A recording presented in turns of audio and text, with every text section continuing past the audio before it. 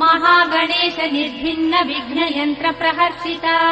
भण्डासुरेन्द्र निर्मुक्त शस्त्र प्रत्यस्त्रवर्षिणी कराङ्गुलिनखोत्पन्न नारायण दशाकृतिः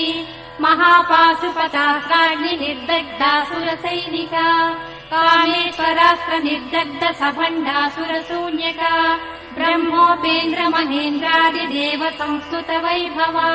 हरनेत्राग्नि सन्दग्ध काम सञ्जीवनौषधिः श्रीमद्वाग्भवकूटैक स्वरूप मुख पङ्कजा कण्ठाधः कटिपर्यन्त मध्यकूट स्वरूपिणी शक्तिकूटैकतापन्न कट्यधोभागधारिणी